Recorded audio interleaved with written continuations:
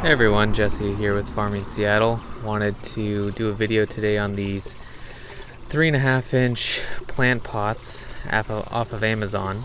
They're under $20. I want to say they're about $15 for 100, and so they just have the holes in the bottom. Overall, they're okay. They're a little flimsy, as you see, but what these are going to be used for is basically I have all these brand new plants that have been propagated. Here are some goji berries that have been sitting in the aquaponics system for a while now. And as you can see, they have a ton of roots. In this case, I am going to make this one giant pot. And I just went to Home Depot and got some organic potting mix. I think this is Kellogg. So far so good. It's a pretty good mix, seems like. I'm assuming this will probably hold moisture really well, which is nice. So what I do is I fill about half a pot, or a quarter pot in this case since I have so many, with soil, and I'll put these in there and fill it up, kind of shake it around so that all the soil will distribute evenly around it. Maybe I can bring it up a little bit.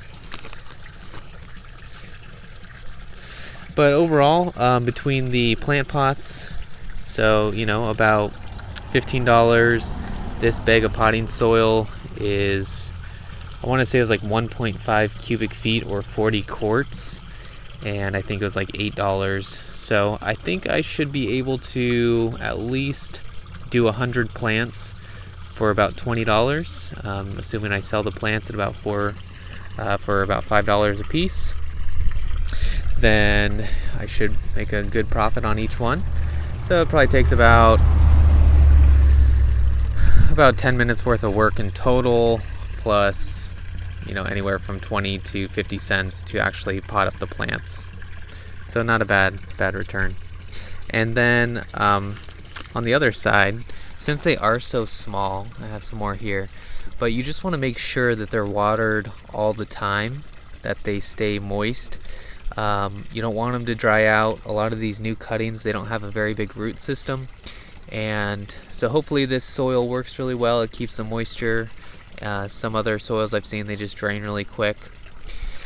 But I'm also gonna flip over these pallets, and I have some pond liner that I'll be able to put the pond liner in and set all these pots down in that pallet, and it'll have just a reservoir of water, maybe about a quarter of the way up, so it's not getting too much.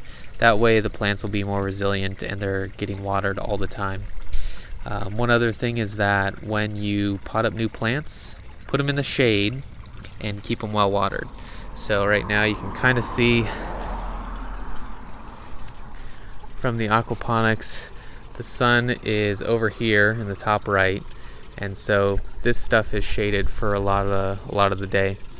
And after about a week or two, I will put those in the reservoir and I can put them in sunshine.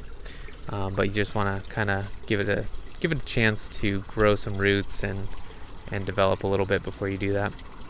So that's it. That's the $20 per 100 plant pots, and thanks for watching.